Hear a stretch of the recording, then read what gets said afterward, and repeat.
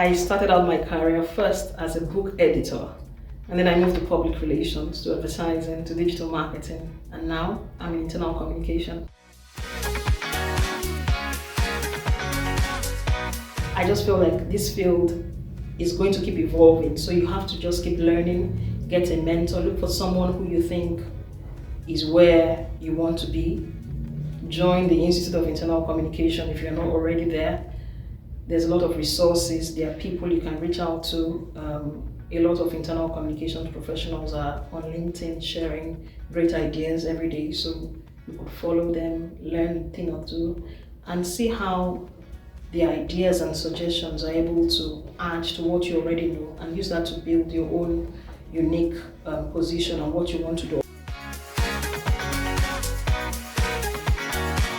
You need to actively listen and understand what people are saying. You also need to be creative. I always say that people who have a creative flair will enjoy internal communication. And then the third and probably the most important thing is data gathering and reporting. Because like any other function, you need to show not just the numbers, but in internal communication, you can also show, for example, the qualitative and the quantitative side of things. So remember to get all that information together and use data to tell a story about how you're contributing and adding value.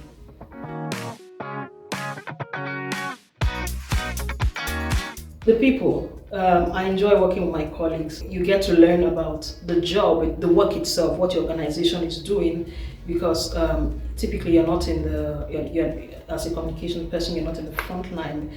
But you're going to learn the strategic objectives, you're going to learn what is the driving force behind this organization. You're also going to learn how people understand messaging, and you're going to get immediate feedback because you're talking with colleagues who are probably going to call you or send you an email or tell you to come on a conference call or something, so you're going to get immediate feedback.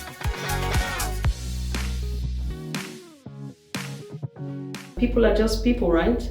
It doesn't matter whether they're on the client side or they are your colleagues. People want excellent communication. People want to feel like they are understood. People want to be sure that they're not as an internal communications person, you're not just a propaganda machine for your leaders, so they want to trust you.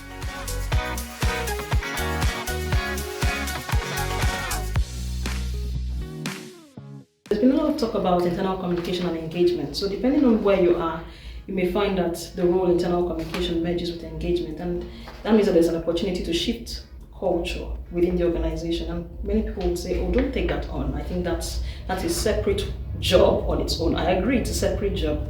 But because you are an internal communications person, somehow you contribute because you have a unique position to influence people.